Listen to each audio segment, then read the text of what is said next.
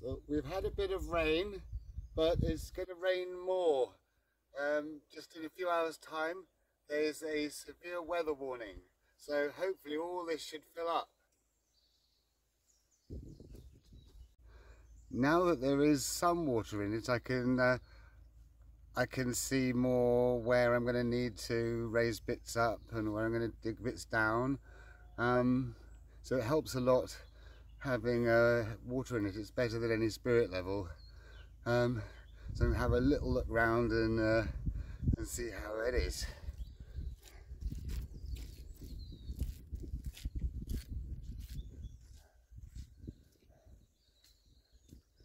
So I think I'm going to make the pond a bit bigger back here, and this side looks good. I think that's going to stay like it is. It is already starting to drizzle, but I'm going to try and get a bit of digging done before it gets too heavy rain. So this back area here, this needs to raise up, and I can clearly see that with the water in here now. So that raised up all along the back here. The island probably maybe the right size, might just need a little bit of topsoil, so that would probably need to go up much more. Look at it like that, you can see that the island is much higher than that. So this would need to be higher, and then I'd put the pipe, and then I'd put some topsoil.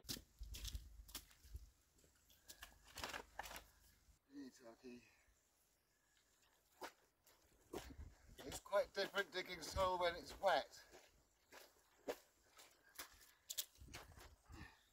It's way more pliable, but you get it really badly stuck to your boots.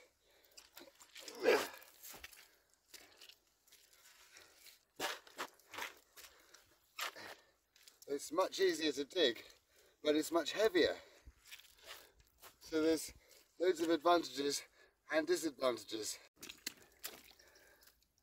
Another advantage to wet soil is if you're trying to build something and you lob it there, it will stick better, but the disadvantage is if it's wet, it's more likely to collapse in a landslide.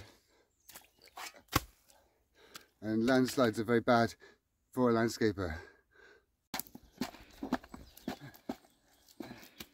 So much for the weather warning.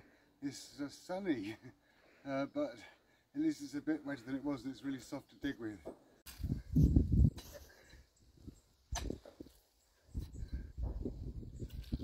So I'm digging this down to make it a bit deeper here and working along with the pickaxe, taking it down level at a time. And I'm putting the soil over here to raise up this bit which is lower. Where I've put some soil and it's had a bit of rain, it's become more solid and sunk down a bit more. But now I need to cut back some of these branches because they're in the way of where I'm going to put some soil. I'm probably going to need to take this back about to here.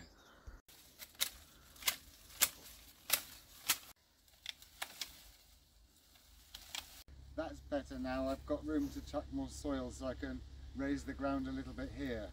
But now I'm cutting down below this narrow bit here, and when I'm doing the edges I was doing through a 45-degree angle, so it's minimise like erosion and stuff like that. And I'm sort of carefully going through this narrow bit with this spade, but where it's narrow I'm not going to take it down too deep, probably just as deep as it is. So the ground here will come up to about here, and then so the water would be like 1.5 foot deep here, and then this slopes here are good places to put marginal plants, because in a pond like this you don't need to have like a basket and put the basket on the shelf. You could just get the plant and stuff it in the mud and it will grow here. Although being a woodland pond it's not going to be able to have most plants, but I think some will definitely like it here. So I'll just cut these out pretty carefully, and just doing them in blocks, and then I can carefully cut it. So I probably won't go deeper for this bit here, this little narrow bit.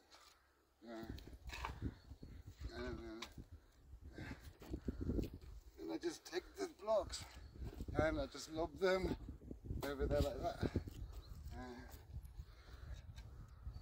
and just carry on like that really.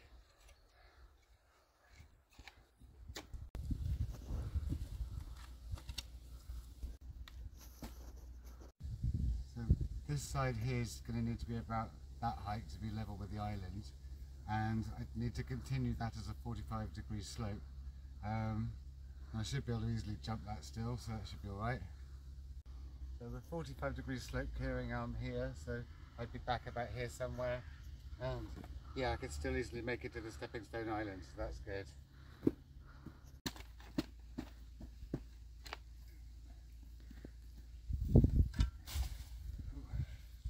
With this type of pond without a liner, the first few times it heavily rains, it won't, the water won't stay, it will disappear.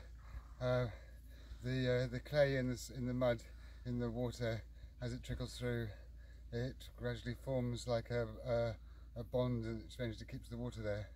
But the idea of this pond, of course, is to catch the rainwater that runs off the land, and it stores it here, and gradually releases it in dry weather, so it makes the land a bit more drought proof. So looking at it here, I can see that path's going to just be a bit higher than the water level, and the water level will probably come up to about here, so that will still need to be raised up a bit. It might take maybe as much as a year before the water properly stays in here. It takes a while for it to make it to clog itself up in all the soil, but it eventually does. And if you've got a sandy soil, I really would, if you're not going to have a liner, then the water will go up and down much more as the water easily passes through the soil. So if you do have a sandy soil and you want to have a pond like this, always make sure you put it somewhere that's always a bit wet, like a boggy place. At the moment I'm not sure how deep it's actually going to be, but I'm sort of aiming for about 3 feet. So now I want to finish this off and dig this bit down to this level, and then think how deep I actually want it to go, but I think that will be more of a, I'll discover that over time as I dig it, but I think this bit's probably going to be the deepest bit, and I'm only going to have stickleback fish in here because they can survive in, if the water gets really low, because it's not all the other ponds are much deeper, and I've got all sorts of fish in those ponds, but this one would just be sticklebacks, and I won't put them in until the water is properly settled and it's holding the water. So it might probably be next year that I put the fish in here. So it is getting dark now. I'm going to have to stop today, and hope you enjoyed today's video. There'll be another episode of the digging the woodland pond out soon. I'm going to raise that up a bit more to be level with that, and then that side's going to be sloping down, yeah, so like and subscribe please, and I'll see you next time.